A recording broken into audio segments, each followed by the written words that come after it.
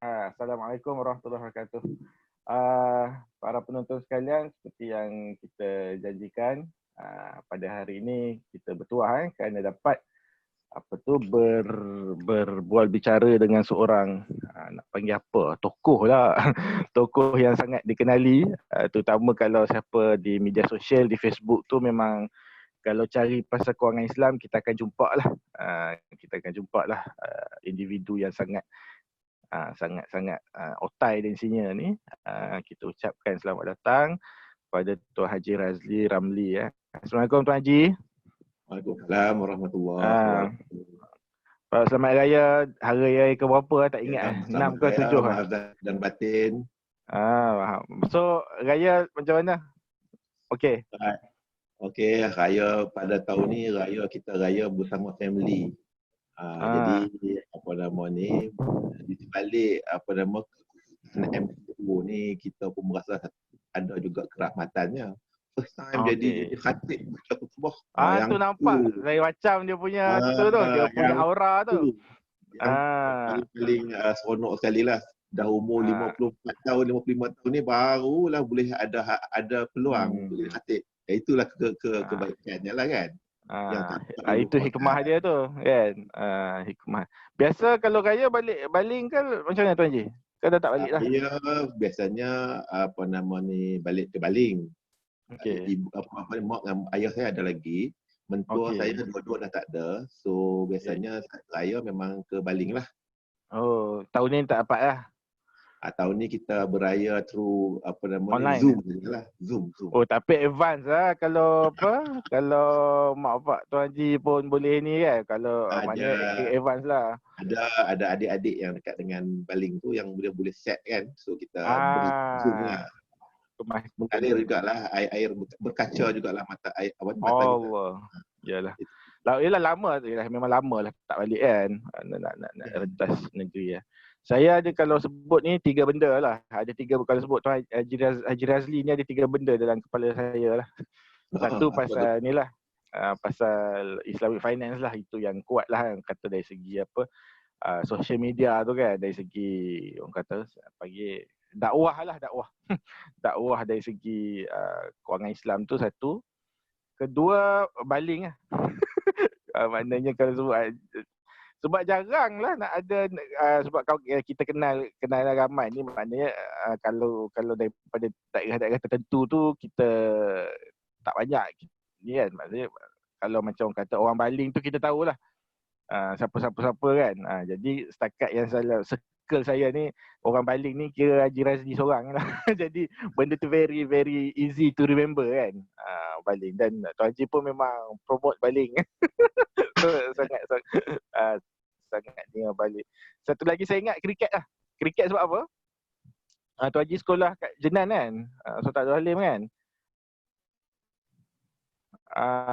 Apa tu? Abang saya mengaji kat situ. Jadi bila di Jenan, jadi saya biasa pergi lah hantar dia, lepas tu mak pak saya pergi melawat apa semua kan. Itulah kali pertama saya dengar game nama kriket ni. Masa tu mana ada tahun 90-an kan. Mana ada orang duk ni kan. Lepas tu abang saya duk cerita masuk kriket. Kita pun game apa kan. Lepas tu nampak pakai baju putih tu kan. Tapi nampak dia sangat dia, mungkin yelah benda tu mungkin satu tradisi yang sangat dibanggakan kot kat sekolah tu kan. Jadi ayat tu yang saya teringat lah. Jadi benda tu yang bila tengok dalam circle tu social media tu nampak yang pulun ni kriket ni Haji Razli lah. sebab orang lain kalau nak belajar ataupun nak expose dalam benda tu, kalau saja-saja macam kita kalau main hoki mungkin belajar di sekolah, bola mungkin dekat rumah ada taman permainan ni ataupun ada padang bola ataupun apa-apalah main sepak takraw ke ada, maknanya ada means untuk belajar lah. Tapi kalau takraw kalau kriket ni nak belajar kat mana? Dia tak ada ni kan. Jadi betul maknanya Tuan Haji punya tu pick up di Jenan lah minat tu. Saya sebenarnya masa dekat dengan Jenan dulu tu memang saya tak minat kriket langsung untuk pengetahuan Oh doktor ya lah. ke? Oh ya ke? Tapi even to the extent saya pernah lah juga duduk macam Perli kawan-kawan yang main ke Padang tu kan. Saya kata dia apa ni bodoh betul lah duduk kat Padang Oh, tengah-tengah panas pakai betul. baju panjang putih, tangan panjang duk pukul bola macam tu. Tak bodoh kan Betul. namanya tu. Itulah mula-mula Wah, perceptionnya. ah, Tetapi bila saya start apa nama ni belajar sambung belajar kat Australia pada tahun okay, alright. 1995. Okay. Itulah titik permulaan di mana saya kenal kriket. Oh ya ke? Mula-mula dipaksa untuk dia turun padang main kriket ni kan. Saya pun okeylah pergi. And then apabila turun padang tu dia orang suruh saya bowl kriket kan, bowl batting kriket, pukul kayu kriket tu. Dan dia orang kata, dia kata Radli, you bagus lah, you boleh bowl, you boleh kriket. Ada encouragement oleh senior. Bila ada encouragement, kita berminat. Kita main. Memang betul, memang rupanya saya ni bakat terhentam kriket rupanya. Lepas tu kan Australia masa saya pergi tu musim panas. Musim panas dekat Australia adalah musim kriket. Buka channel 7, buka channel 9, buka channel 10 kriket live. No, channel lain tak banyak. So meaning that we are focusing on cricket. Itu bermulanya berputiknya cita-cita kriket kepada saya lah. Jadi Australia ni memang dia live apa istilah Raji selalu sebut live with cricket. Maknanya dia sangat apa benda tu satu orang kata tradisi ataupun satu sebahagian daripada kehidupan lah kot. Kehidupan kriket Australia ni lah. merupakan salah satu daripada sukan yang amat-amat diminati lah dekat Australia. Oleh demikian saya pun tercemar lah duli saya untuk bermain kriket. Tetapi actually main kriket ni adalah permainan yang gentleman. Kan? Gentleman, patuh syariah, tutup habis semua and so on kan. Dia tak pendek contohnya. So it seems to be that the cricket is very good game lah. So that's why bila balik main sini pada tahun 1991-92, kita continue lah kita punya minat tu dengan kumpul some of the ex-student dari Adelaide. Kita buka cricket club Adelaide. Itulah sebab sikit lah pasal cricket ni kan. Tapi I still love cricket, I still playing cricket until now lah. Because kadang-kadang even to the extent kita pergi overseas, ke Indonesia, kita pergi ni kan, pergi main cricket. It's a very good game lah, seronok. At least ada something main kan. Saya duk ingat tu masa kecil-kecil tu abang saya duk ni lah, duk pakai lah macam Tuan Haji sebut, pakai putih dan semua. Tapi sama point dia macam Tuan Haji juga. Duk tengah panas lik-lik tu hang berdiri tercegat, lepas tu lari sana tobat lah, aku tak nak. Betul. Tapi sebab dia berjemuk. Tapi sebab tu negara macam India, Pakistan depa pun jenis apa semangat juga kriket ni kan, sebab depa dia biasa berjemuk dah kan. Jadi panas tu tak ada isu kan. Kalau macam Australia tu masa musim panas kan, jadi depa memang suka pun. Tapi Malaysia ni kena ni sikit lah, mindset tu kena ni sikit lah. Kalau tak suka berjemuk memang habis lah. Okey Tuan Haji, apa tu Tuan Haji, kita pun tahulah Tuan Haji mula apa orang kata apa, is a banker lah, kita kata banker yang orang kata apa pengalaman berpuluh-puluh tahun lah dalam industri perbankan tu. Mungkin Tuan Haji boleh cerita sikit lah, maksudnya Ustaz Tuan Haji mengaji di Australia, finance, adakah memang cita-cita asal itu memang nak jadi banker ataupun terjebak ke jadi banker, dan bila yang first yang saya assume masa tahun balik tu mungkin tahun 90-an tu tak pernah dengar pun lah Islamic banking ni apa benda kan. Dengar bank Islam ni rasa macam pelik sangat kan. Jadi di mana yang mula-mula bibit-bibit awal yang perasan ataupun kata ada Islamic banking ni, itu mungkin Tuan Haji boleh share lah sikit. Okey, macam ni dia cerita dia, actually dia ringkas lah, tak panjang-panjang sangat kan. Okay. Saya ni dihantar oleh JPA, under beasiswa JPA ke Australia pada tahun 1985 untuk buat quantity surveyor. Itu biro ukur bahan, itu yang saya pernah buat dulu. Jadi Okey. bila kita BQS. Jadi saya pergi 1985 saya ke Australia buat matriculation dekat sana setahun. Lepas tu dalam matriculation, keputusan matriculation tu kalau kita nak masuk dalam QS quantity surveyor, kita kena dapat markah yang agak tinggi. Daripada 500 markah kita kena dapat lebih kurang 425 markah. Kan? Ui. Tinggi. Memang QS memang very high punya ni lah kan. So bila kita pergi buat matriculation dekat sana, so belum kita attend exam, final examination tu, dia ada dah kita boleh pilih 5 kursus yang kita minat. Kursus yang apa yang kita minat buat dekat dengan universiti sekiranya kita lulus dalam matriculation lah. So saya letaklah nombor 1 quantity surveyor, nombor 2 saya buat economics, nombor 3 economics, nombor 4 medicine, nombor 5 medicine. Ada juga medicine tu kat situ. Just a list of priority lah. Reason because of the because I need to do QS. That's nombor 1 because the JP buat QS kan. Kemudian nombor 2 economics tu, economics kat Flinders University, economics dekat Adelaide University, dan medical dekat dengan Flinders, medical kat Adelaide University. Dia ada 2 universiti kat sana. So, lepas tu keluarlah result saya tak dapat markah 425 seperti mana, dia rendah daripada tu. Maka kita akan go for the second one, which is economics yang nombor 2 lah dekat Flinders University. So saya mendaftar diri saya sebagai ekonomi lah, ambil subjek ekonomi, ambil khusus ekonomi, dan saya bekerja juga dengan consulate dekat sana kan, consulate Malaysia dekat sana, and dia orang luluskan lah, boleh buat ekonomi, tak ada masalah. So itulah ceritanya. Because ekonomi, kenapa ekonomi? Saya ni bidang sains kat sekolah menengah dulu, kat Jenan dulu kan. Ya. Because dalam subjek masa buat matriculation tu, ada satu subjek ekonomi. Rupanya ekonomi ni merupakan satu subjek yang very interesting. Saya dulu ingat sains, ingat fizik. Saya cara fizik dengan chemistry actually. Chemistry physics is my good subjects lah dulu kan. Tapi bila ekonomi ni nampak interesting lah. Dekat dengan hati, talking about the demand supply, macroeconomic, micro kan. This is something interesting yang tak pernah kita belajar kan. Equilibrium. So dia timbul minat kat situ.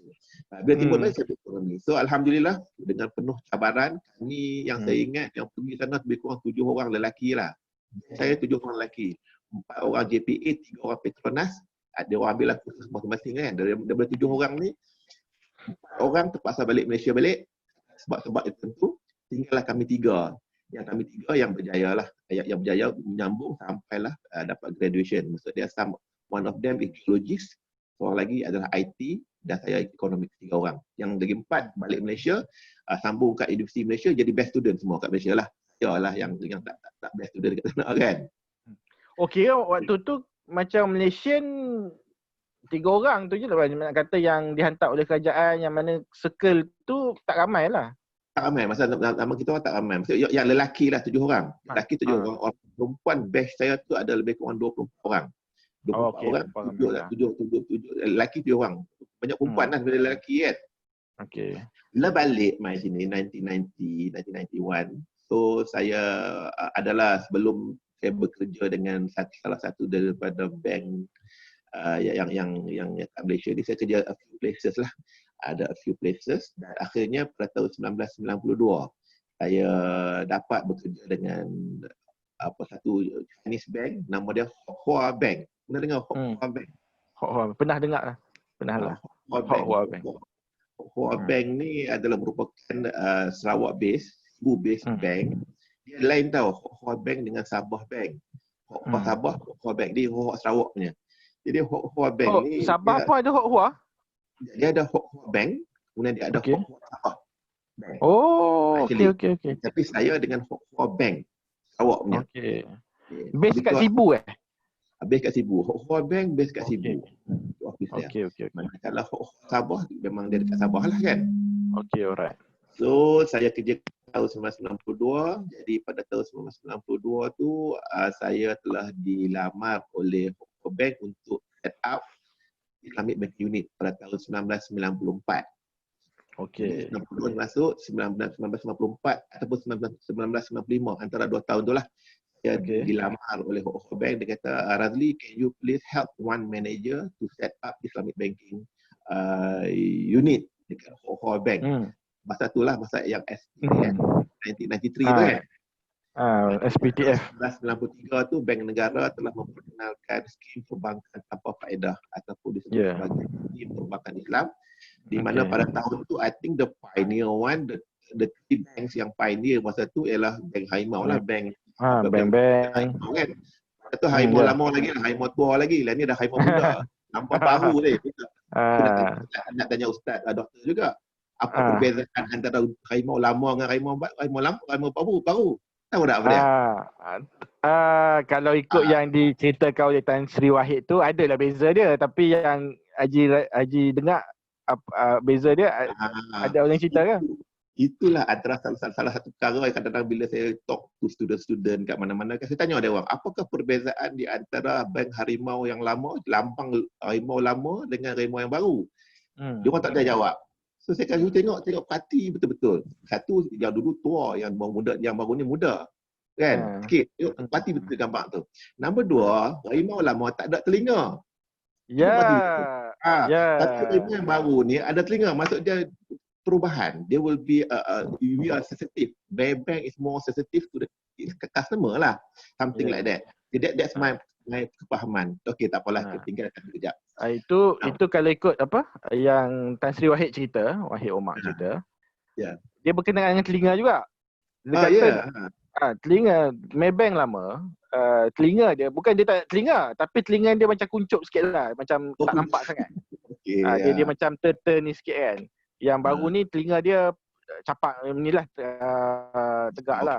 Dia kata kalau dia bagi contoh, macam kalau tengok kucing, kan kalau kita duk belai-belai kucing kan, belai kucing kan, bila dia tengok kucing ke apa, maknanya apabila binatang yang macam harimau, kucing, apabila dia punya telinga tu tunduk, maknanya dia manja lah. Dia manja, malas gitu kan. Tapi apabila binatang tu tengah garang, tengah marah, tengah ni kan, so dia punya telinga akan naik lah. Jadi dia kata ini menunjukkan yang Maybank ni bila telinga naik ni, mana kita agresif dan kita memang all out lah. Kata falsafah juga telinga. Itulah cerita dia. Itulah macam apa nama ni, one thing yang saya ingat tentang Sri Wahid, dia punya strategi of apa nama perbankan Islam, produk perbankan Islam first tu kan. So that's very good strategi lah yang menyebabkan banyak perkembangan orang Islam Maybank lah. Okay. Now, Maybank. Kita balik tadi yang 3 bank tadi kan. 3 bank, Maybank. Nombor 2, kalau apa doktor boleh ingat, UMBC, United Malayan Banking Corporation. Dan akhir sekali adalah Bank Bumi Putra Malaysia Berhad. Jadi 3 bank ni lah pioneer yang buat Islamic banking pada tahun 1993. Jadi lepas buat tu nampak kejayaan tu, jadi Hoa Bank pun berminat nak buat. So dia orang pun panggil lah saya. Saya dipanggil jumpa dengan apa nama second man lah, apa nama regional manager dekat Kuala Lumpur, nama dia Mr. Wei. Dia panggil saya pergi ke office, saya pun masuk bilik dia tanya, dia kata, Razli, do you want to help one of our manager to set up Islamic banking? Saya kata, kenapa pilih saya? Kan ramai orang lagi yang ada for bank ni kan. Dia kata, aku yang very yang dia nak ambil saya ni sebab saya dah janggut. Saya ada janggut, alasan dia. Maybe dia tengok orang yang ada janggut, dia alim, ulama, ustaz lah kot. Tapi saya ni bukan ustaz, kan? Anak ustaz dia.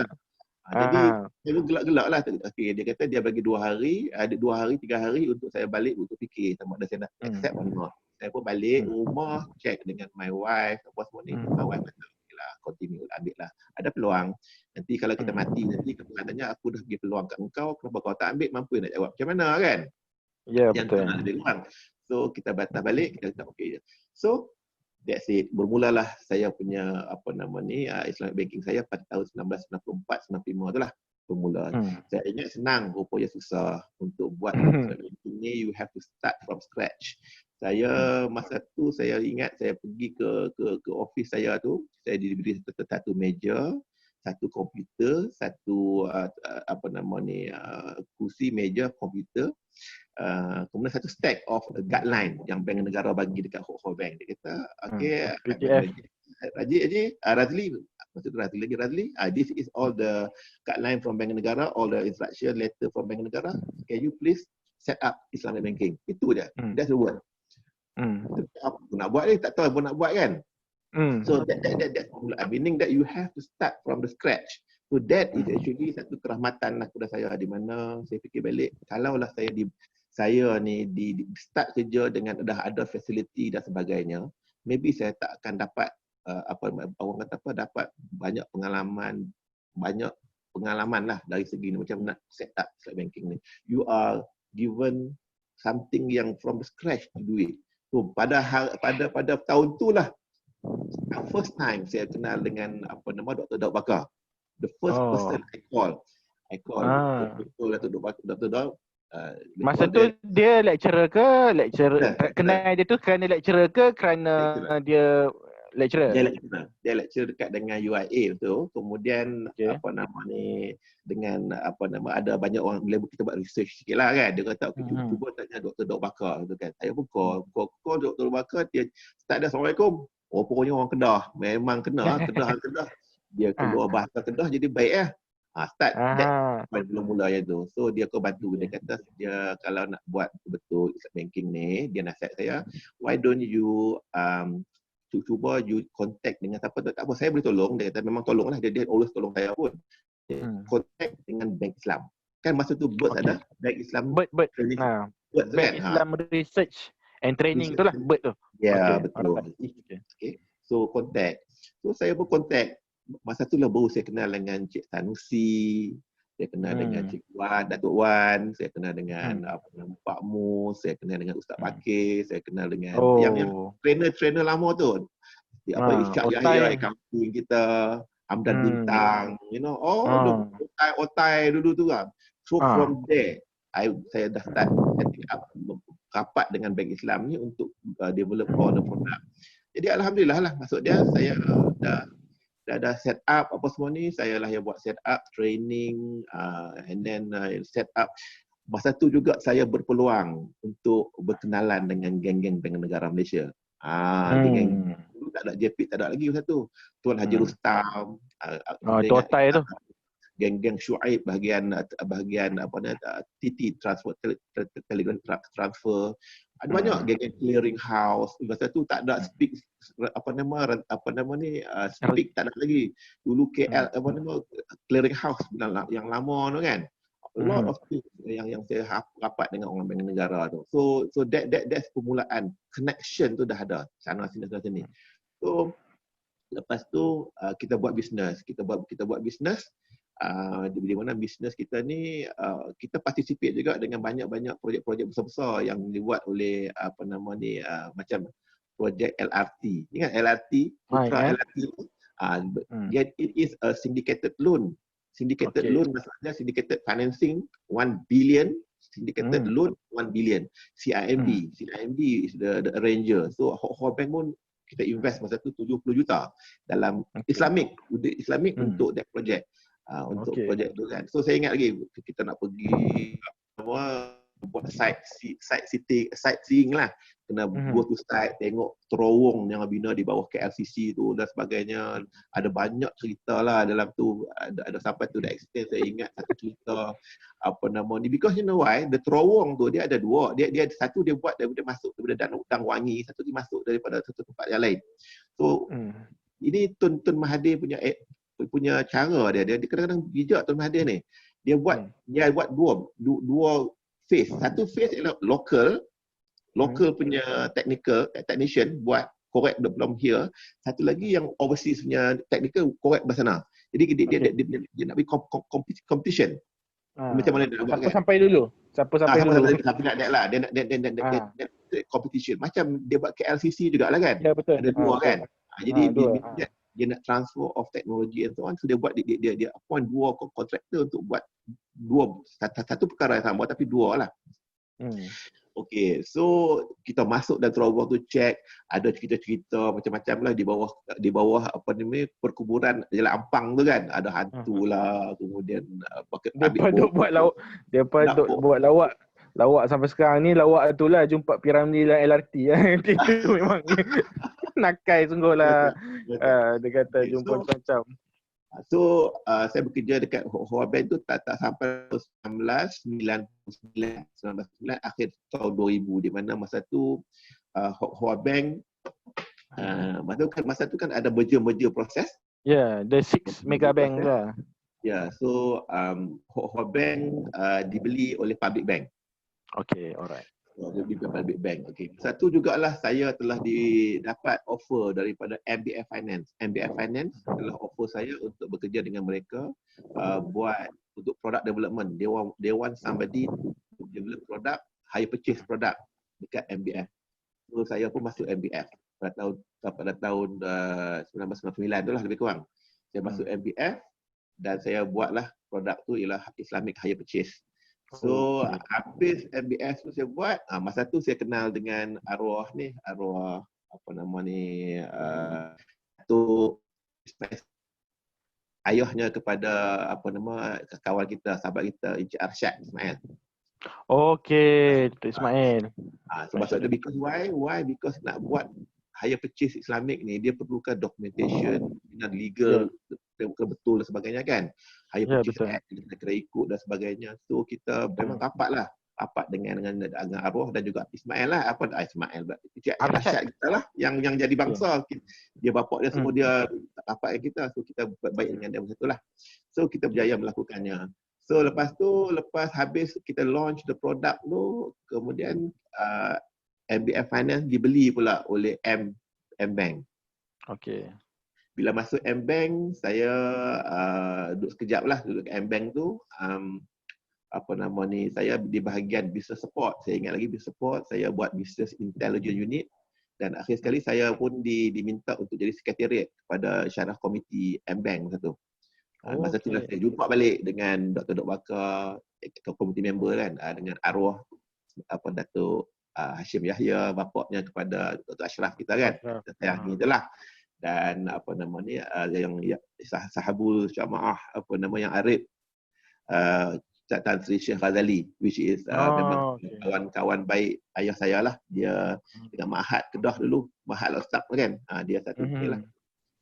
Yang saya ingat, my father selalu kalau saya jumpa dengan Tan Sri Syekh Ghazali ni, dia selalu sebut kat saya, dia kata bapak saya tu Ramli bola.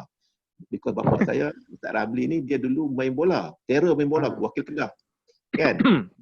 Ustaz tu. Ustaz Ramli main bola, wakil Kedah. Kemudian my father pula cakap dekat dengan saya tadi, kalau kata doktor nak berseluruh dengan Tan Sri lah kan. Tan Sri. Dia kata Tan Sri tu pun punya terror main badminton. Badminton main badminton. So kita panggil dia memang terror badminton lah, my father kadang-kadang kan. So saya pun jadilah sekretariat sekejap kepada M Bank tu. Masa tu saya banyak lagi lah isu-isu semasa dan sebagainya as a sekretariat. Sekretariat Musyawarah Komiti. So pada tahun 2002 saya diminta oleh Pak Mus lah. Pak Mus Muhammad. Dia tanya kata, Haji, you interested tak nak join IFIM? Masa tu IFIM lah, masa IFIM. Masa tu nama IFIM dah ke tukar? Baru tukar ke tukar nama? Dah IFIM lah. IFIM tukar nama kepada IFIM tahun 2001. Okay, alright. 2001. Jadi 2002 tu saya masuk IFIM. Jadi offer saya bahagian advisory. So saya masuklah dalam IFIM. Dan masa itulah saya kenal, barulah saya berjumpalah dengan geng-geng IFIM lain, Haji Firdaus, saya jumpa dengan Haji Khairi Saad, Cik Roslan dan ramai lagi lah geng-geng yang masih lagi aktif sekarang ni lah kan. So sejak itulah saya dengan IFIM sampailah sekarang ni. So itu cerita sikit lah tentang perjalanan kehidupan saya. So orang tanya kenapa Haji dia tak boring ke duduk IFIM lama-lama ni kan? Saya kata kena boring. Saya nampak IFIM ni adalah satu tempat di mana kita boleh boleh disseminatekan ilmu-ilmu apa-apa yang kita belajar ni kepada orang ramai. It's a platform platform ilmu yang boleh kita curahkan kepada orang ramai lah. So basically yang itulah perjalanan hidup saya sampailah pada hari inilah, masih lagi dengan IFIM. dan apa nama ni, dan itulah yang mana doktor sebut tadi. Saya pun tengah duk ambil PhD di juga lah. Tak nak dah. Tak. Apa tu masa di orang kata apa sepanjang kata apa yalah di masa di orang kata apa di Hokwa, kemudian di apa tu MBA Finance apa semua tu, dan Tuan Haji pun cerita tadi lah memang cabaran tu ialah maknanya nak kata seolah-olah macam set up bank baru lah, senang cerita kan, Islamic Bank Division ni kan, maknanya memang kena set up daripada awal scratch apa benda semua kan. Betul. Betul. Apa tu waktu tu ialah mungkin Tuan Haji pun belajar pasal apa itu murabahah, mudarabah, apa benda tu pun waktu tu jugalah kot lah. Maknanya dari segi ni inah Betul. lah dan sebagainya kan. Sebab doktor, sebab apa? Sebab bila kita dia this a law of belajar lah, kata undang-undang belajar. Apabila kita belajar benda yang sikit, lepas tu kita diarah untuk mengajar benda yang sikit tu kepada orang yang lain lah. Orang staff bank yang lain yang bukan Islam lagi pun, Cina yang banyak ni kan. So counter lah ni. Frontline terpaksa you have to make sure you know what you trying to nak ngajar tu, dan apabila you mengajar, soalan-soalan yang ditanya tu merupakan soalan-soalan yang basic yang kita tak terfikir pun benda ni. Tu sambil-sambil kita mengajar tu, kita belajar a lot of things. Soalan-soalan yang kadang-kadang pelik-pelik tapi very very interesting. Contoh yang saya katalah. Macam saya selalu pergi berulang-alik ke Sibu Sarawak. Sarawak. Sibu tu jadi macam second office lah tahun 90-an tu lah. Hotel saya hotel Tanah Mas. Mana ingat Tanah Mas hotel tu. Saya banyak kali juga.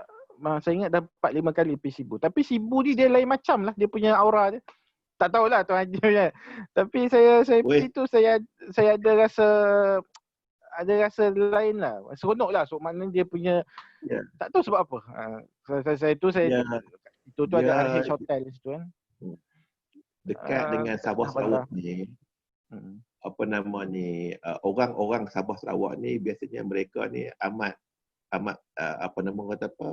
baik hati. Bukan baik hati, dia orang ni sopan santun. They like to mungkin manja lah, kata manja ke kita ni. So kita pun rasa tak sampai hati, jadi kita nak marah kat dia orang. Kadang-kadang ajar lah sekali, cakap lah 10 kali pun dia tak dengar lagi kan. Tak sampai hati nak marah dia orang. Dia macam orang kampung sikit, duduk sembang peramah dia kan.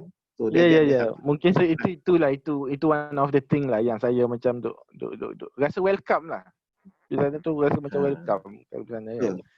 So that's why bila ada satu soalan yang dia orang tanya, saya ingat lagi, dia kata Razi, dia punya senior manager lah.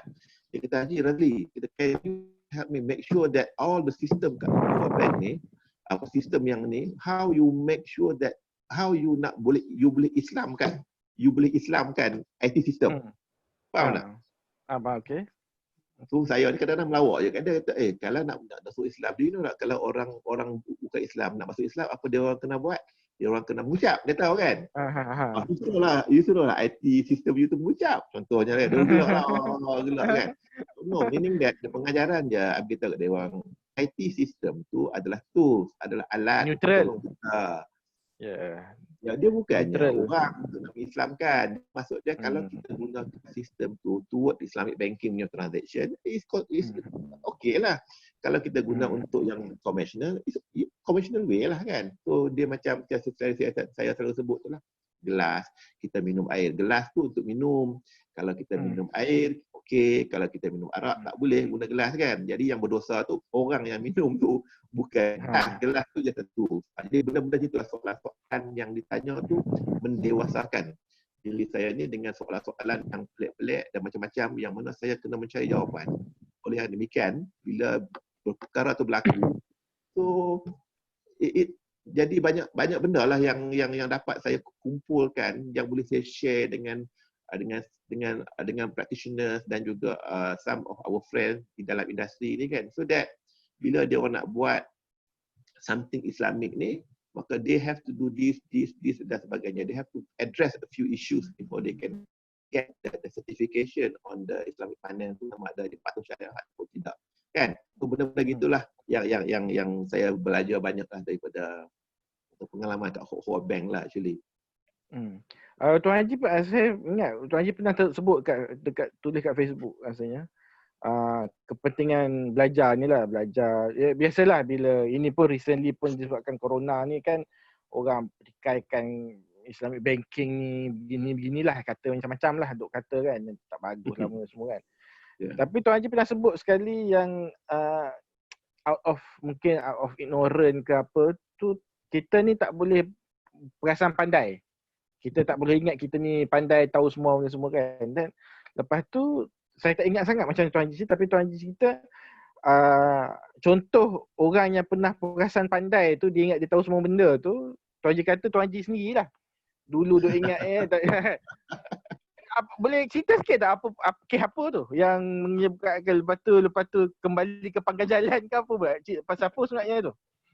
Okay, boleh ni sikit. Okey, dia cerita tu banyak cerita lah kan. Kadang-kadang kita ni lah manusia yang lemah, selalu lupa. Kadang-kadang kita rasa kita lah yang paling terror sekali kan. Kita lah paling terror dan sebagainya. Tapi sebenarnya kita ilmu kita tu sikit saja compare dengan ilmu yang lebih besar di luar sana kan.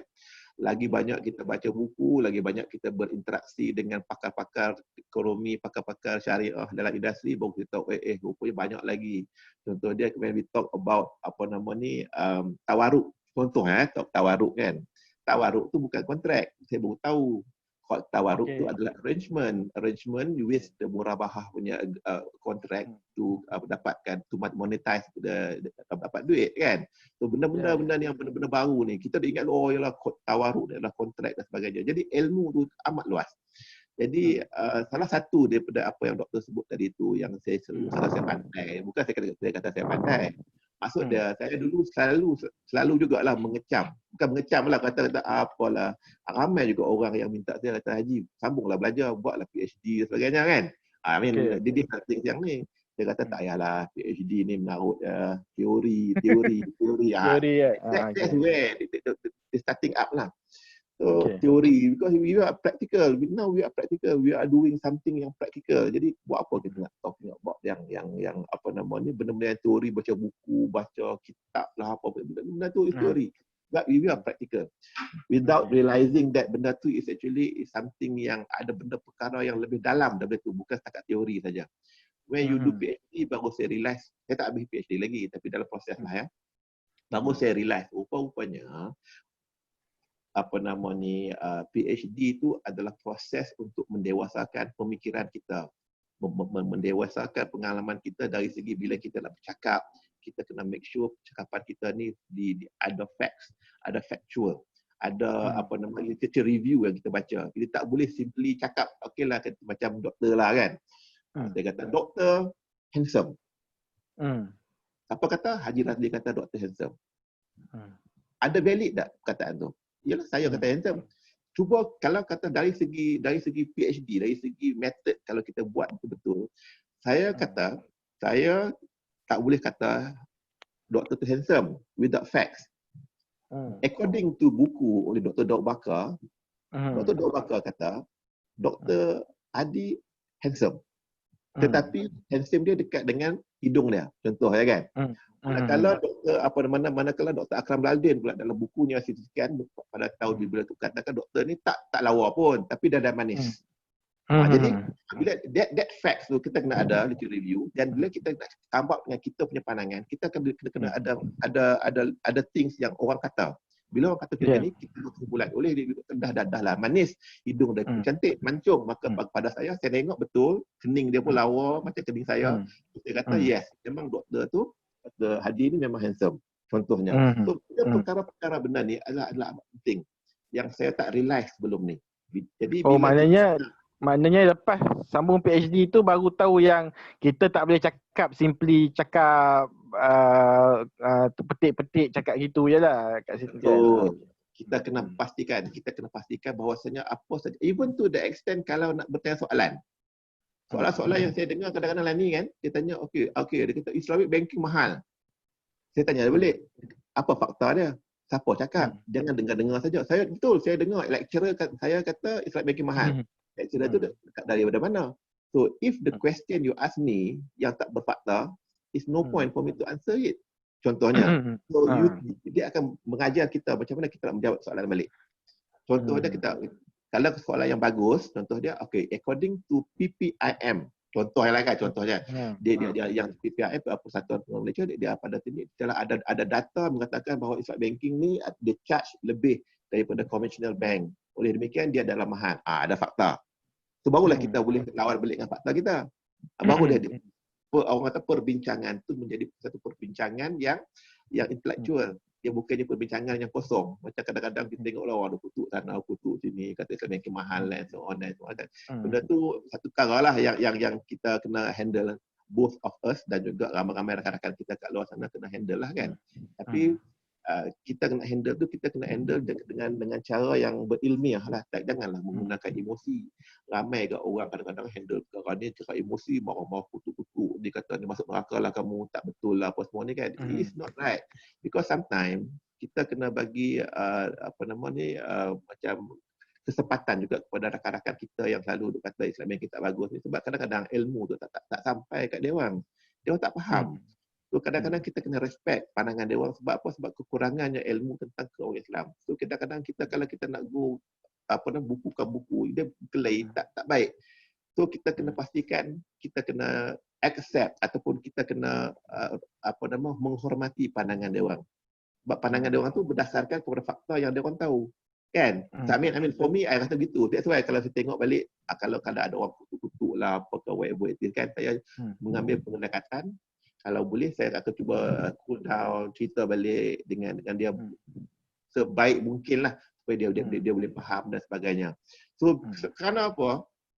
Kerana saya tahu orang-orang macam ni yang kutuk ke orang Islam ni ataupun yang tak suka dengan orang Islam ni, kalaulah mereka suka, dia orang dapat cukup punya aku ni tak tahu rupanya.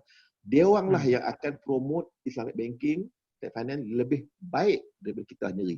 Itu pengangan saya. So kalau kita bertangkap dia orang ni, dan dia orang akan jadi orang yang terbaik dalam promote Islamic banking.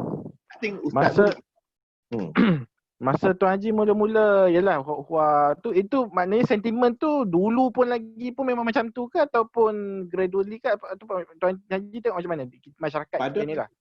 Pada saya dulu tidak ada sentimen yang against Islamic banking macam sekarang. Dulu ni sebab people benda tu benda baru. Bila benda tu benda baru, orang kat just listen, observe dan tengok macam mana. Kan? So dia observe, dia nak cakap lebih-lebih pun dia orang tak tahu sebab dia orang pun macam kita tu salah tak nanti. Jadi lepas dah 30 tahun ni, kita ada banyak ramai cerdik pandai di luar sana.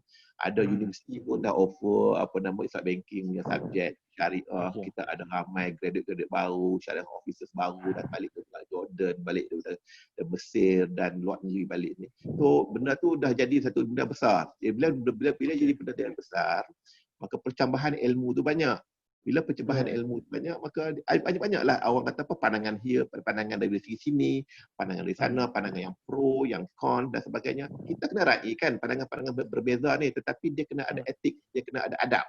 Adab dia ialah you tak boleh mengutuk something. Katalah orang Islam, macam saya dengan ustaz, dengan doktor kan.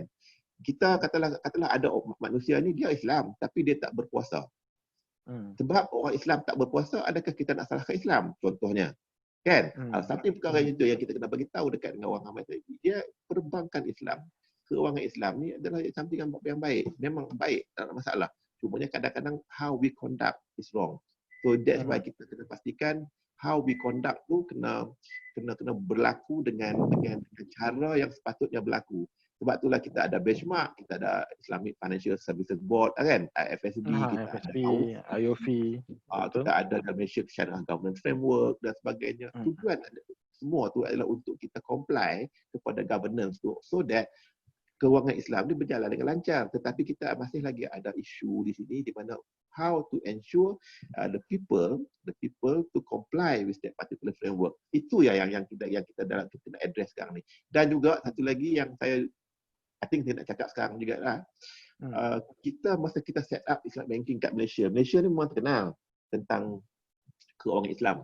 Cumanya kita gagal satu perkara yang saya nampak kat sini. Gagal dari segi awareness to public.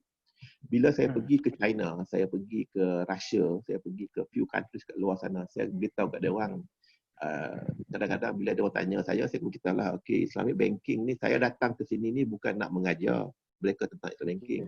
Maybe they are better than the banking dengan kita lagi. Cumanya ada berkongsi pengalaman.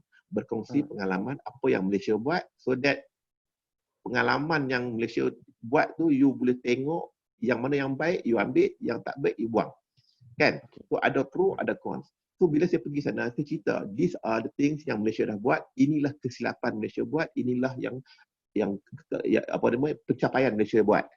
So don't repeat the same mistake that Malaysia buat. Contohnya, salah satu daripada mistakes yang Malaysia buat pada pandangan saya ialah kita gagal untuk men-educate public tentang keuangan Islam. Kita duk ingat kita go very fast macam bullet train tu, kita buat derivative produk, kita buat suku, buku dan sebagainya. Kita lupa, kadang-kadang kita balik ke kampung-kampung, tanya Tok Imam apa dia suku. Tok Imam kata aku dah luku pelahang, kata kan. Aku tak tahu suku tu apa dia. Di manakah kita sedangkan kita dah Malaysia dah terror ke atas, tapi orang kampung pun tak faham. Kita terlepas pandang on that part. That's why, because saya dekat dengan tempat kerja saya sekarang ni, saya fikir pada pandangan saya lah, it is very very important for me selagi hayat dekat badan ni lah, dah 54 dah ni, kan? Oh, steady lagi. Boleh main kriket lagi, okay, tak apa. So, steady lagi. very important for me to ensure sisa-sisa hidup saya ni dapat penetrate all the public. Macam mana dia tentang keuangan Islam. Let them understand about keuangan Islam.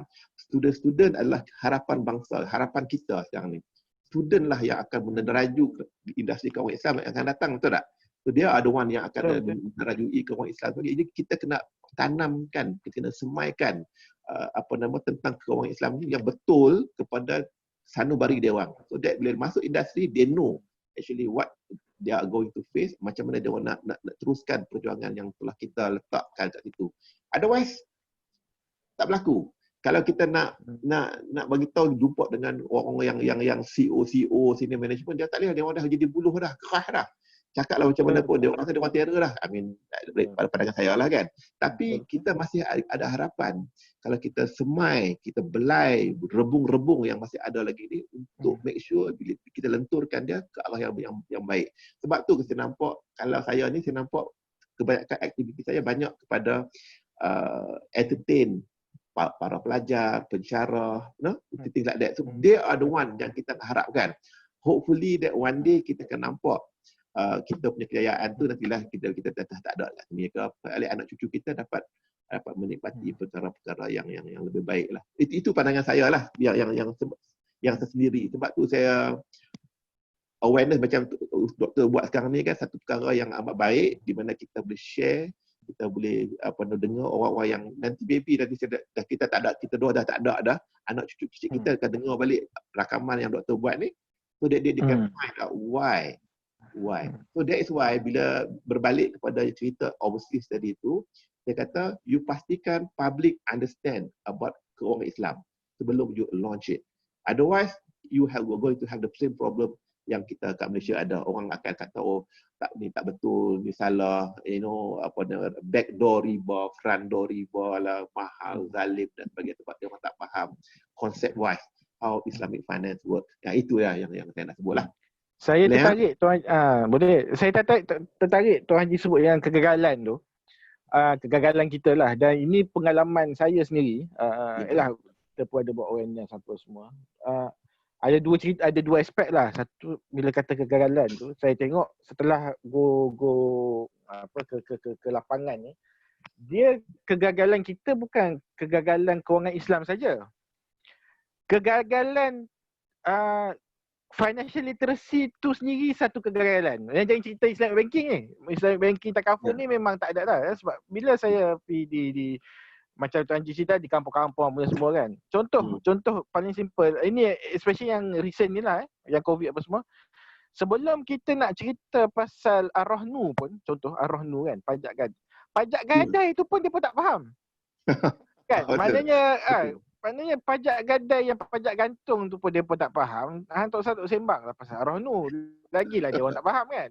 Ya, Jadi saya. kalau menyimpan, jadi maknanya kalau menyimpan duit, melabur duit pun mereka tak faham. Mereka tak faham kenapa kena melabur, kenapa kita kena simpan duit, mereka tak faham. Hang jangan ceritalah pasal tabung haji ke, ASB ke, memang it's not in their mind. Betul.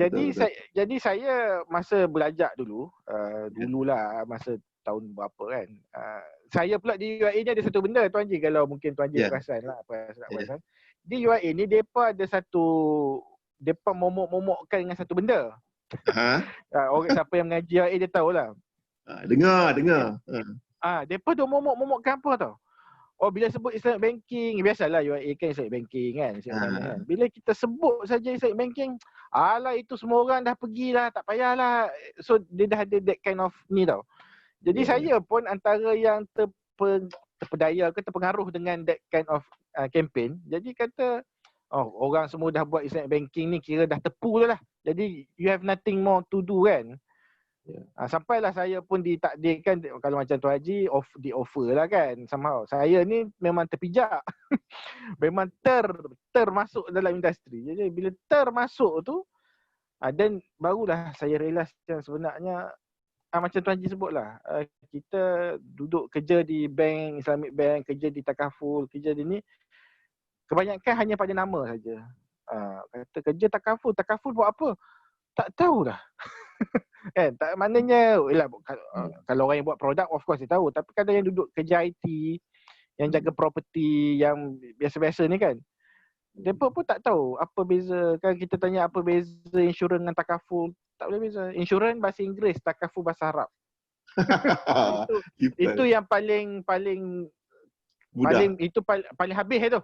Itu kira paling ni kan. Betul. Tapi sebenarnya benda tu sangat apa, macam kita cerita pasal takaful dengan insurans kan. Maknanya tak usah cerita pasal takaful. Kalau pergi ke kapal-kapal kita biasa pergi kan, Felda apa semua kan. Depa ni insurans pun depa tak tahu. Insurans tu sendiri pun kenapa ambil insurans pun depa tak boleh appreciate. Jangan cerita pasal takaful lah. Jadi apabila kegagalan tu bagi saya bukan kegagalan on pihak yang ni saja kan.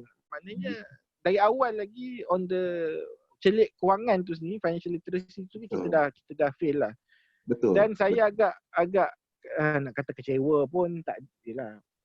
Baru ni bila dah bising-bising kan, lepas ni baru masuk dalam belanjawan, masuk apa semua, barulah nak memperkenalkan modul financial literacy kat peringkat sekolah kan.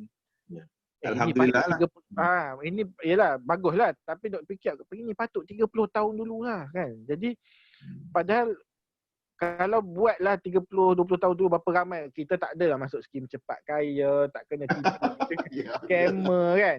Jadi jadi saya macam harapan pada macam Tuan Haji sebutlah, yang generasi muda ni lah. Tapi orang kata apa, nak agak susah nak ni kan, nak menggembeling tu kan. Dan satu lagi bila kita sebut bila kita kata ni lah kan, ini kerja siapa, ini bukan kerja kita cuma buat bisnes. Kalau misalnya kata kau cakap kat bank negara pun kan, ini bukan kerja kita regulate. Awareness ni you sebagai player, you kena awareness lah kan. Kalau universiti pula dia bagi ni lah, kita orang bukannya, kita cuma bagi basic jadi boleh pandang kerja siapa sebenarnya ni, jadi tak tahu kerja siapa. Jadi saya nampak kat situ lah yang di cabaran yalah macam Tuan Haji sebut lah, dulu tak ramai orang pandai, jadi tak tanya, dia tak persoalan. Tapi sekarang ni semua orang buat Islamic course, Islamic banking punya course kan. Kat situ sebab tu doktor, kadang-kadang bila pendekatan saya ni sejak alam. Alam. Ada. Okey, sorry. Okey. Sebab tu pendekatan saya buat ni adalah secara santai. Bila secara santai, kita kena fikir macam mana kita nak sampaikan kepada orang ramai dengan cara yang dia boleh faham. Kalau kita menggunakan teknik-teknik pembelajaran yang cara-cara yang formal, dia orang kadang-kadang boring, tak faham. Sebab tu contohnya macam saya cuba fikir macam mana saya nak fahamkan. Saya letak diri saya ni sebagai orang yang jahil tentang orang Islam. Macam mana saya nak fahamkan diri saya yang jahil tu tentang kau Islam. Macam apa namanya doktor sebut tadi berkenaan dengan takaful kan. So saya fikir balik, macam mana saya nak segregatekan nak perbezaan antara takaful dengan insurans. Selain daripada ejaan dia lah, ejaan insurans takaful dia lain lah kan. Okey. So saya telah pecahkan. Itu senang nak bagi dia orang faham. Nombor satu, bila kita talk about takaful dengan insurans ni adalah nama produk. Bagi saya lah, how anak explain. Bila sebut takaful, itu nama produk for Islamic insurance. Insurance, conventional insurance, nama produk. Daripada produk ni, dia ada dari konsep ni apa dia? Konsep, bukan kontrak, konsep. Konsep dia. Jadi konsep daripada insurans punya konsep, kalau baca dalam buku-buku insurans ni, dia punya konsep dia adalah berkonsepkan kepada compensation of loss. Compensation of loss. Maksud dia, you loss, jadi company akan compensate atas loss you tu. Konsep dia. Manakala takaful pula, konsep dia is more on ta'awun. Ta'awun ni adalah tolong menolong di antara satu sama lain. Ada perbezaan dah. Nampak tak? Atau okey, kat sini dah beza dah. Yang nu kalau anything happen to you, company akan compensate loss you. Tapi kat sini kalau insurance takaful, anything happen to you, member satu gang ni akan bantu bagi duit kat you. Contoh dia. Perbezaan. Dan nombor 3, contract wise. Contract wise ni adalah kontrak akad yang digunakan. Akad dalam insurans jual beli. Satu. Manakala akad dalam takaful adalah tabaruk. Tabaruk is donation ataupun contribution itu tabung kan. So bila kita boleh highlight ni, orang boleh nampak ni perbezaan dia. Tanpa mengatakan bahawasanya yang salah, yang ni betul. Tak. Ya, betul. Perbezaan. The way how saya cuba nak buat ni perbezaan. Sebab apa? Bila kita buat perbezaan ni, nanti orang akan tanya, dekat mana yang tak patuh syariahnya? Baru kita jawab. Tak patuh syariah. Yang atas tu cantik, no problem. Yang nombor 2, nama produk, no problem. Nama konsep bagus. Tapi kontrak dia tu ada sedikit different. Kontrak insurans jual beli. Tapi apa yang kita jual beli? Bila kita jual beli tu, kita tak ada aset yang kita jual beli, maka timbullah isu garar, isu ketidakpastian. Dan garar tu merupakan salah satu daripada elemen yang menyebabkan tidak patuhnya ke syariah. Jadi itu sebablah takaful, tak patuh insurans, tak patuh syariah. Tu dia nampak flow dia tu. Kan? Sama juga macam mana kalau saya duk explain cara santai dulu berkenaan dengan orang kata, aku nak simpan duit kat bank. Apa beza komersial Islamik? Sama saja. Kan? So macam mana saya nak buat Islamic banking, nak simpan dalam Islamik?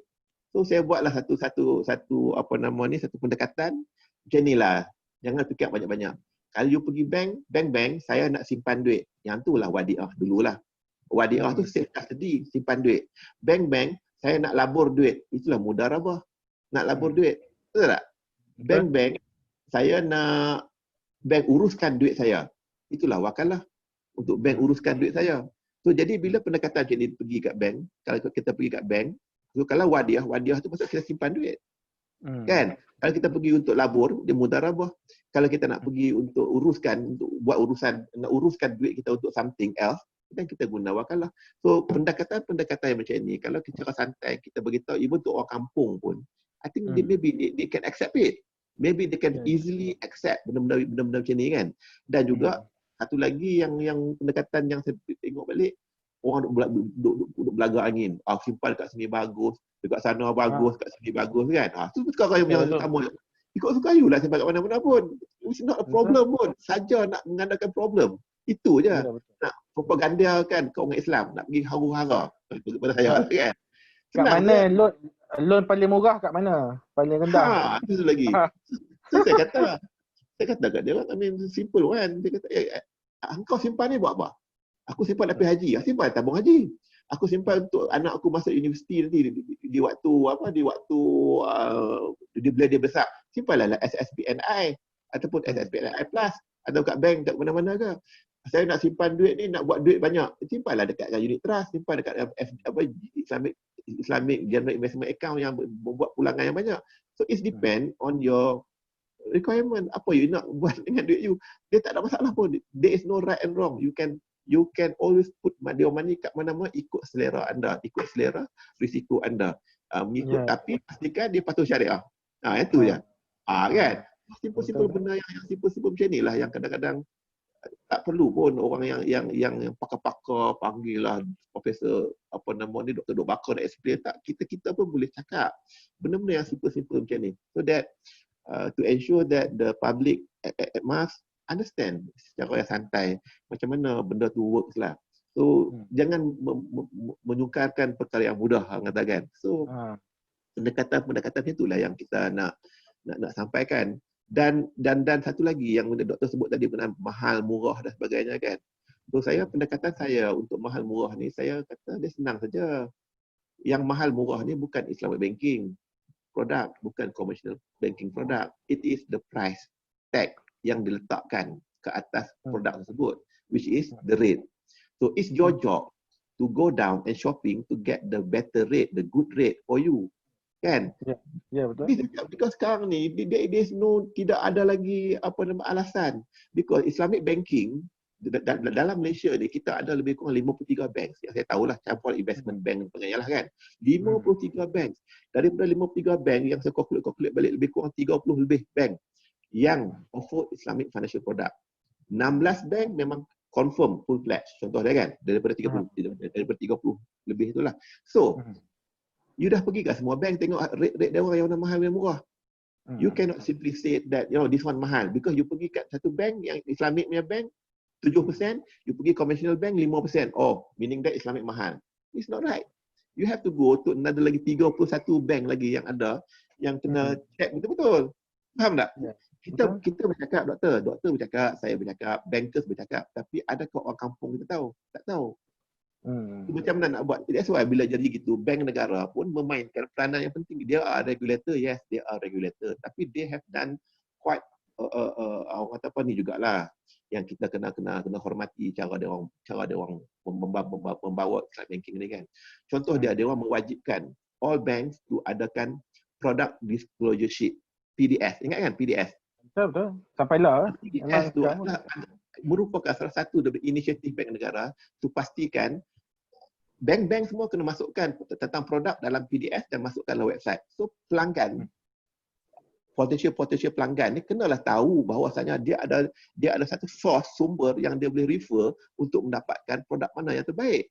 Cumanya saya orang doktor ni, kita tak gagal. Saya kata gagal lah. For me, I'm still say that I'm gagal untuk memberitahu kepada public at large bahawasanya please pergi kepada website tu, gunalah IT sikit, type PDS, home financing rate. Dalam tu bila disebut macam tu saja rate, all the bank akan keluar. You tak payah pergi ke bank untuk cari nak mencari rate dah. All dalam komputer. Contohnya. Jadi kegagalan saya adalah untuk memberitahu kepada public bahawasanya go and type dekat dengan Google ke dekat mana ke PDS home financing rate contoh dia. Then you will get all the information. Kan? So betul.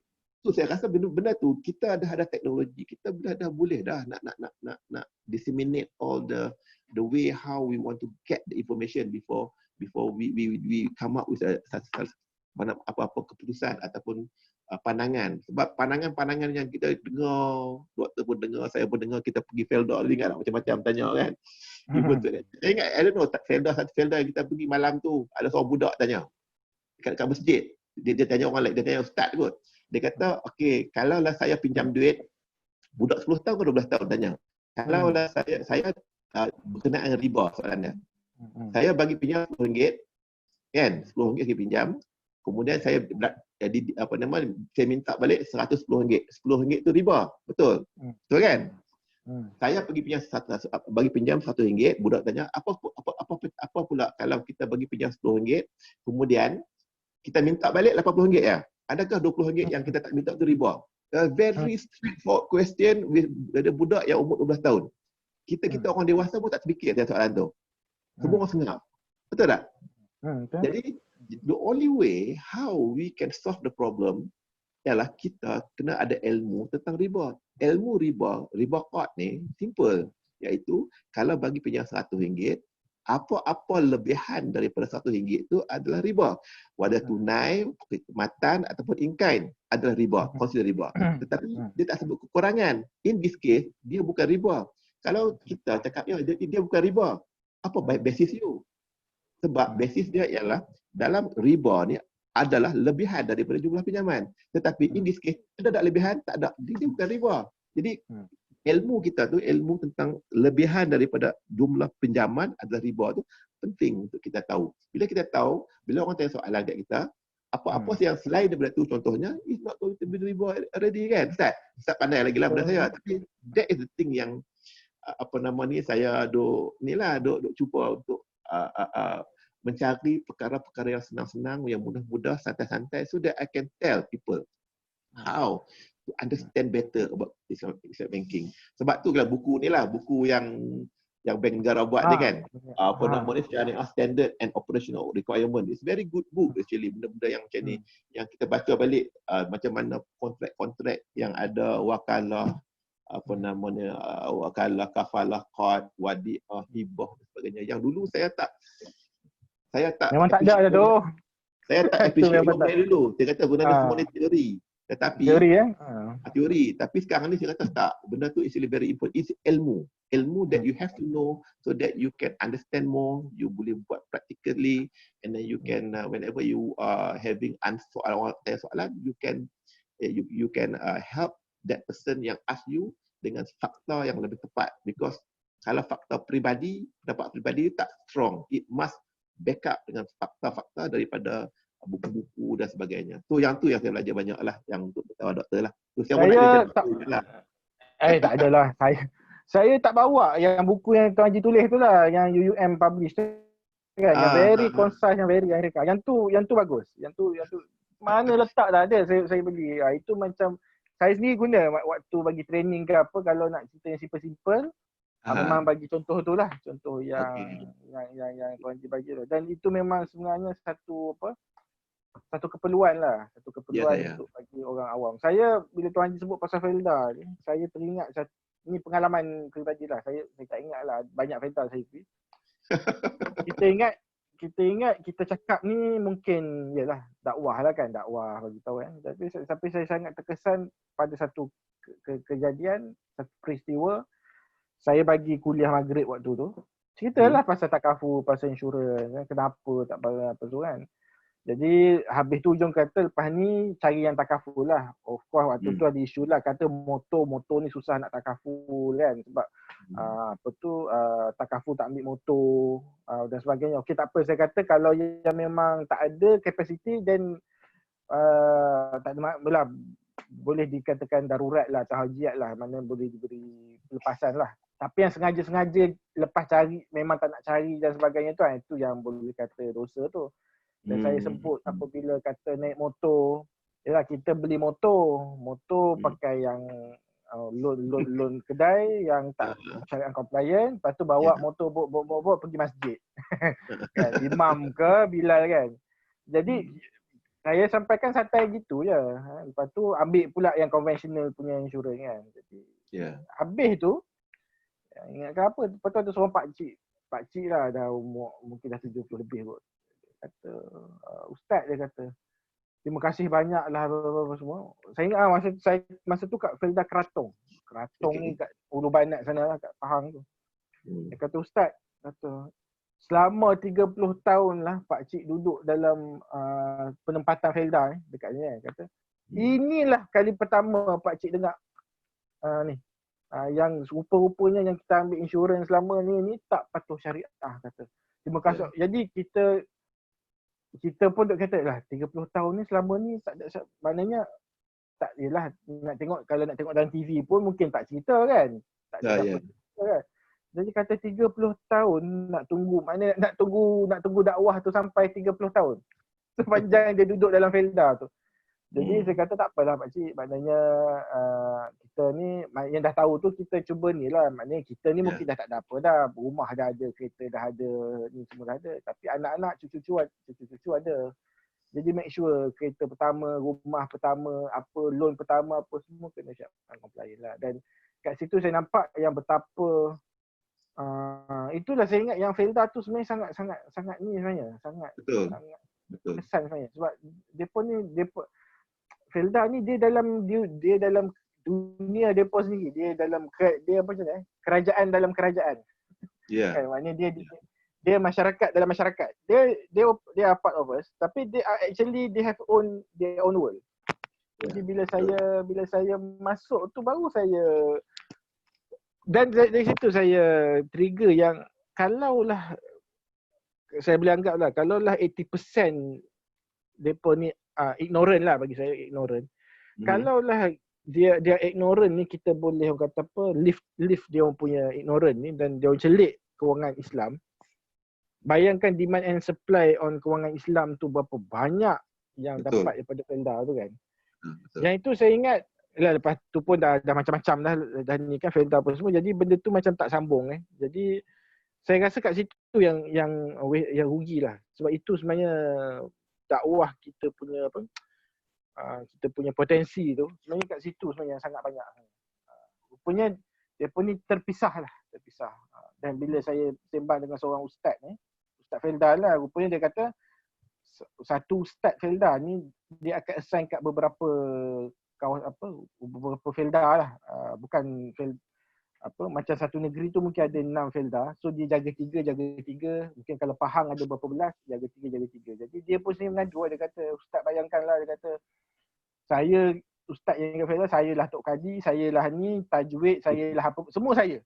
Jadi lepas tu nak cerita pasal muamalat ni, memang dia kata memang tak adalah ustaz, memang tak sempat. Saya nak kena cover 3. Yang best tu masa saya pergi Keratong tu, dia kata saya punya cover ni, dia kata coverage saya punya ni boleh buat sembahyang jamak. Punya jauh dia punya work ni kan, dia kena berjalan radius tu, kata saya boleh buat sembahyang jamak.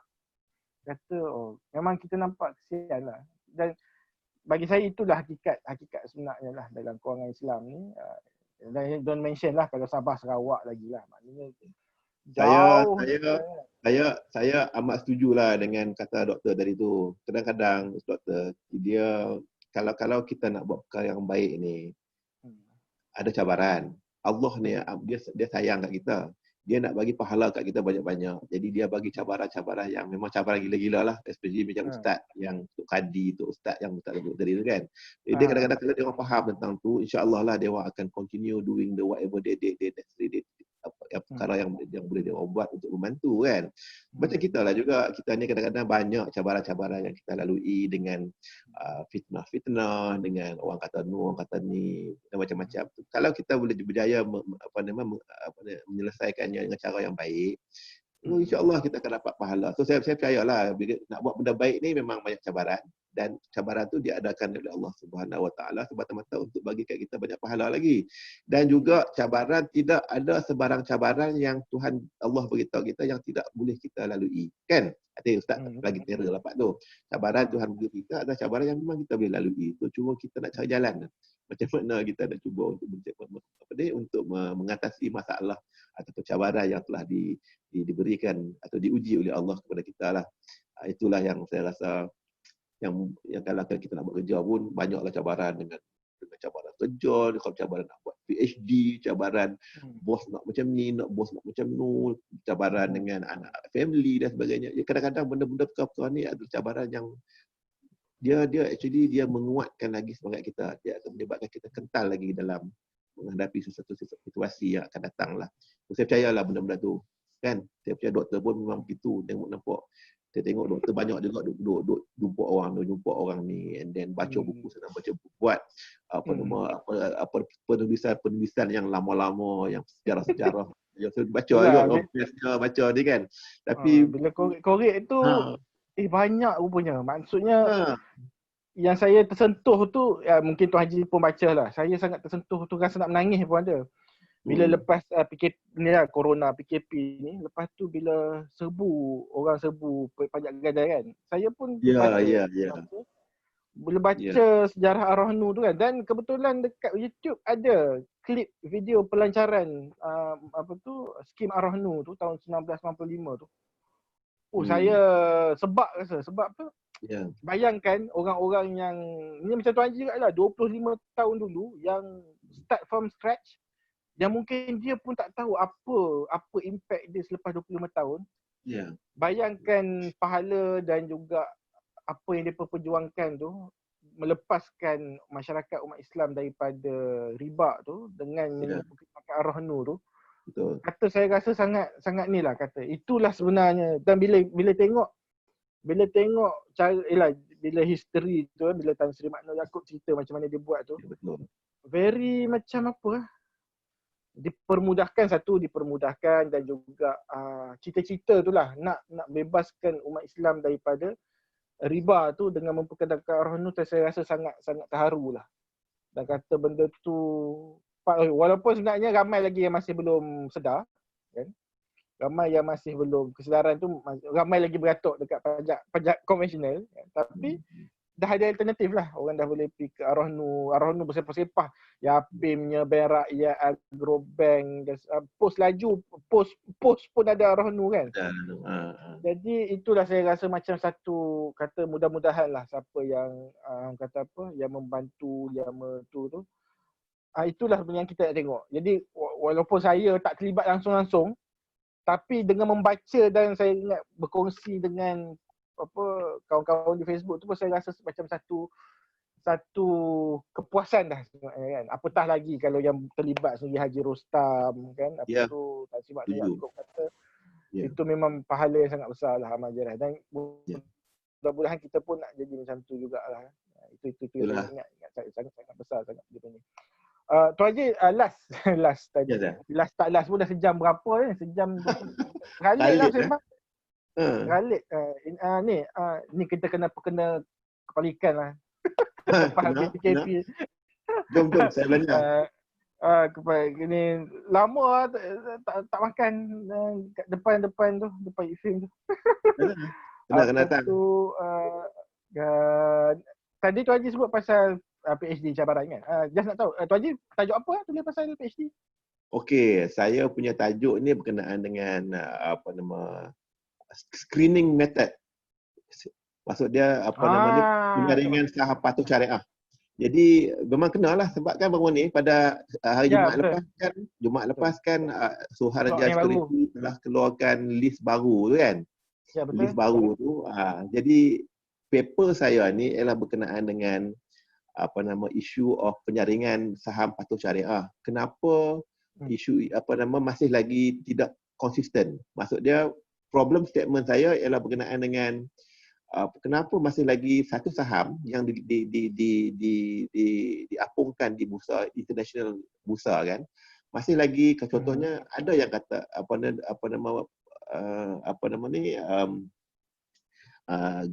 the index yang kata Dow Jones kata okey patuh syariah, Standard & Poor's, S&P kata tidak contohnya, FTSE kata okey, SC kata tak.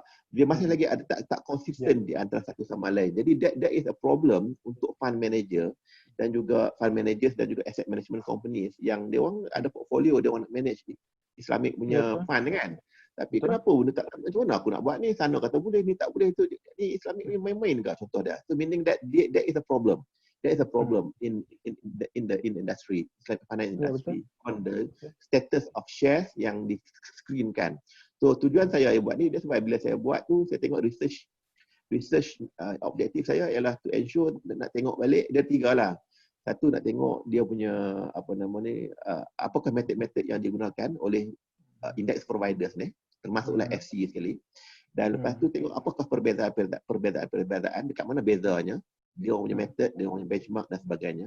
Dan akhir sekali, adakah peluang untuk menyeragamkannya? So these are the things, yang tiga perkara research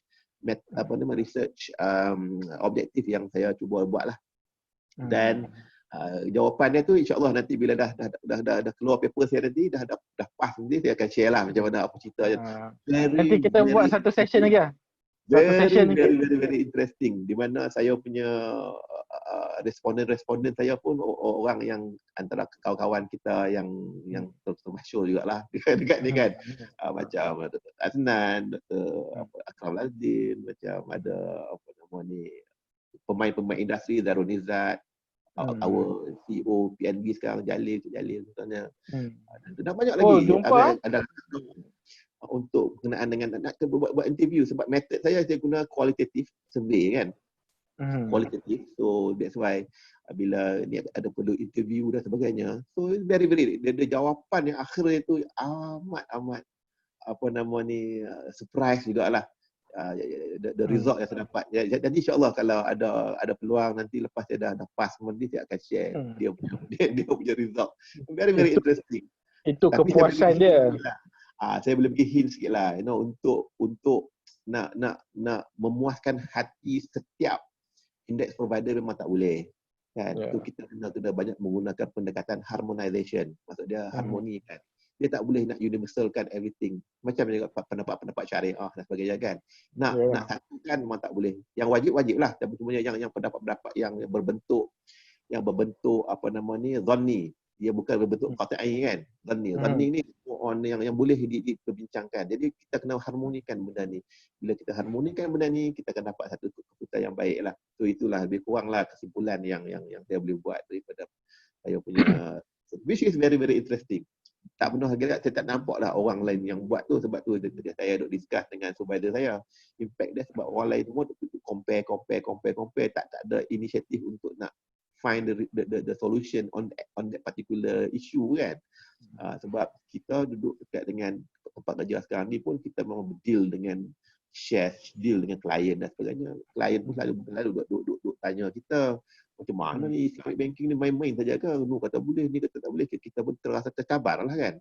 Dan lepas tu kita duduk cerita-cerita juga dengan apa nama saya punya Datuk Dr. Adnan alias lah our previous dulu kan dia yang cabar. Dia kata Haji patut duduk PhD talk about this. So that you know maybe you can find the answer and so on. So untuk menerima cabaran dia tu lah yang saya cuba jugalah buat kontak dengan UUM kan. UUM pun bermurah hati untuk menerima saya untuk nak jadi PhD dia orang. Tapi betul Tuan Haji, saya nak cerita satu experience saya sebenarnya saya agak nak kata kecewa boleh kata kecewa juga. Saya pernah bersembang dengan seorang fund manager. Ya saya. Fund manager yang kira bos lah. Dan institusi, saya boleh sebut institusi lah.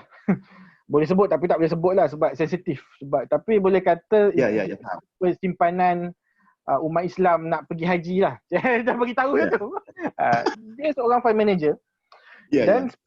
Dan saya agak terkilan dan kecewa apabila dia cerita apabila Securities Commission buat screening ni kan.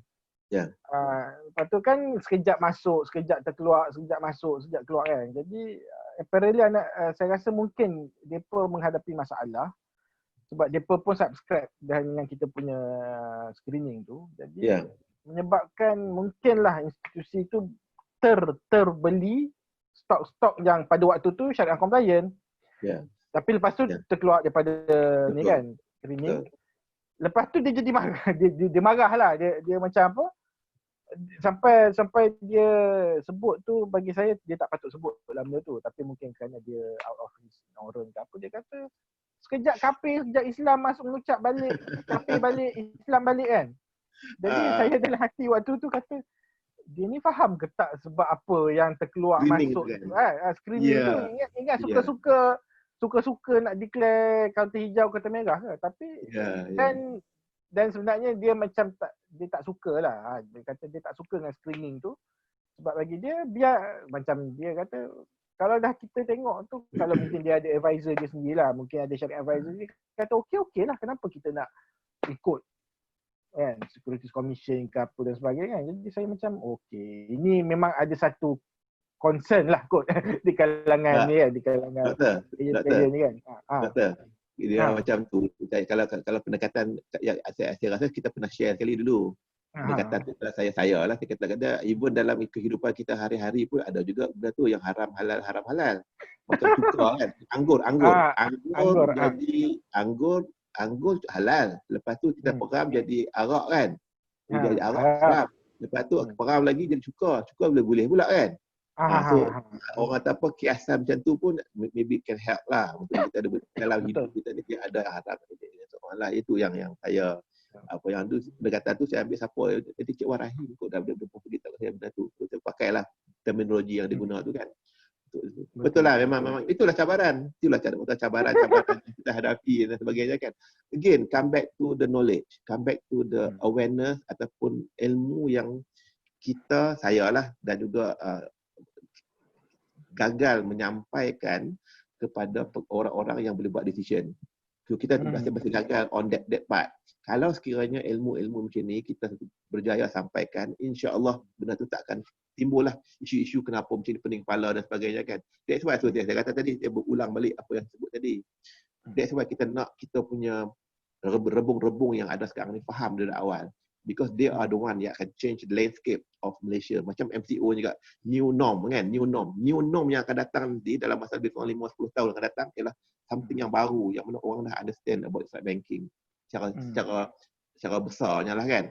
Sebab masa tu rebung-rebung ni dah jadi bulu-bulu yang telah dilenturkan dengan baik-baik so that they can memainkan peranan masing-masing untuk memastikan keuangan Islam kita terus dipacu dengan untuk mencapai maqasid syariah yang sebetulnya lah.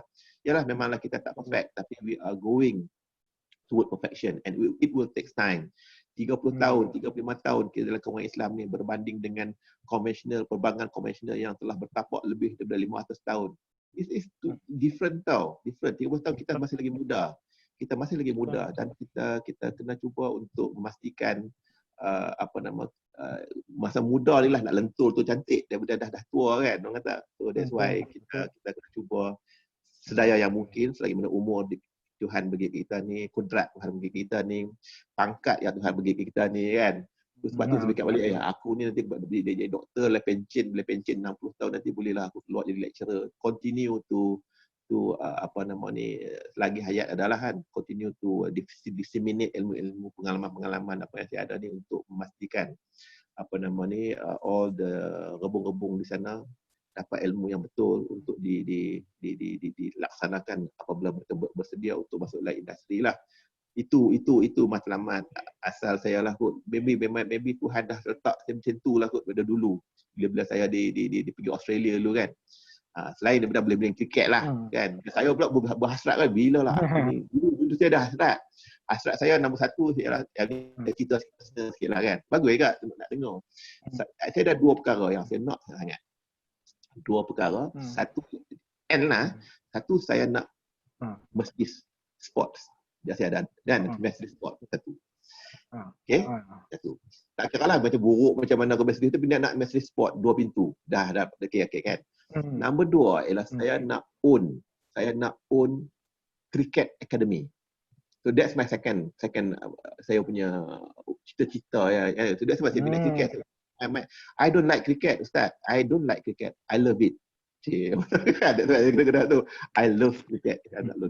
So masuk dia one day. That's why I love it. Sebab tu saya dekat dengan Bandar Kindara ni kan dia ada satu cricket Kindara cricket oval besar tu kan. So saya pun menjadi salah satu daripada AJK kat sana. Jadi saya pun trying to develop and help lah the academy tu. So that's the two things yang saya memang cita-citakan lah. Tapi saya rasa yang nak dapat cricket academy tu memang payah lah kan. Tapi at least I can help, can contribute kepada perkara-perkara yang boleh saya contribute kepada cricket tu dah cukup lah tu. Itulah dua perkara yang saya personal aim saya lah as materialistic dalam dunia. Sebelum saya pergi untuk selama-lamanya lah kan. Itulah. Mudah-mudahan insya-Allah. Mudah-mudahan tercapai insya-Allah. Ustaz Tuan Haji, PhD tu agak-agak viva bila submit bila tahun ni? Okey, saya dah buat submission, dah dan tarikh untuk viva tu anytime bulan 6. Tu anytime bulan 6 Yang tu yang boleh kenduri ni. Yang tu yang tengah duk suspend lah ni, duk suspend nak baca. My supervisor kata Dr. Ram dengan Dr. Azizi, Dr. Haji to make sure that every week sekurang-kurangnya 2-3 kali you khatam. Bukan khatam Quran, khatam apa yang you tulis tu kan. So that nanti bila ada session, ada examination nanti you tak kekok lah kan, tak lupa apa dia yang you tulis. Dia kata lah memanglah saya tulis dah, saya ingat dah apa saya tulis tu, tak boleh kena baca betul. Sebab nanti bila you interview ni bukannya you jadi forum, you jadi panelis, you cakap kat orang ni, orang tanya you soalan. So it will be different, you can feel different. Dia kata kan. So So you macam you Ya, ya. buat interview kan. So you have to be ready. Yalah. Saya pun kata betul juga tu lah. So saya harap nanti kalau dah buat tu, itulah kalau ada rezeki saya tahun ni lah kot. Kalau tak ada rezeki lagi kalau tak tahulah macam mana kan. Boleh gitulah. Bulan ni bulan 6. Dia tarikh apa-apa pun kalau kau dia apa-apa pun kalau konvo tahun ni tak ada lah naik atas stage, tak ada lah. tak ada yang Maksudnya social tak tahu, tak boleh bayar konvo dia pun nak buat lagu mana, online ke macam mana ke kan. tahun depan lah kot. Tahun depan awal ke kalau ada better kan. Kan kata tak nampak lah kalau tahun ni kan. Tapi baru ni ada seorang kawan saya Viva online lah. Online. Sudah online. Tak tahu lah, dia kata feeling tu lain sikit lah. Dan saya rasa saya mungkin boleh faham kot, saya boleh appreciate kenapa lain. Sebab dia bila kalau depan mata ni dia punya ketak lain macam tau. Nampak examiner 2-3 orang kan. Pandang kita macam nak telan kita kan. Lain. Tapi online ni macam kita sembang lah kan. Jadi dia kurang sikit dia punya suspense tu. Dia kata lah kan. Jadi kata mungkin agak macam tu lah. Sebab dia duduk joleh, duduk ketuk-ketuk pen kan. Kalau dalam Zoom nampak sangat kan. Dia tanya soalan je kan. Jadi dia punya atmosfera tu lain lah. Jadi mudah-mudahan okey lah kot. InsyaAllah. Itulah. Kalau ni kata boleh kedua. Okey Tuan Haji, nanti kita terima kasih banyak-banyak perkongsian sangat bermakna. Kawan-kawan boleh tengoklah nanti di Facebook, mudah-mudahan bermanfaat. Dan saya kira saya doakan supaya Tuan Haji PhD lulus Viva dengan mudah insya-Allah. Saya masa dulu tu depa kata juga nak buat apa, nak ready apa kan, kata baca lah test dia. Masalahnya Tuan Haji pun tahu, kita dah baca beratus kali lah. Nak baca apa lah kali. Saya buat perangai beban. Saya kata masa nak esok Viva tu malam tu depa suruh study lah. Kata aku tak nak study, tak larat lah. Kata esok apa nak jadi lah. So saya tak baca. Saya duk pergi baca apa lah. Saya memang tak baca. Kata sebab kita dah tepu Tapi insya-Allah lah sebab dah berpuluh puluh kali tu kan. InsyaAllah akan ada dia punya kemudahan tu lah insyaAllah. Ucapkan terima kasih banyak Tuan Haji atas perkongsian. Kita stop recording ni dulu. Dan juga tengok nanti kita sambung lah kita punya perbincangan. Terima kasih banyak Tuan Haji. Okey, terima kasih banyak-banyak lah.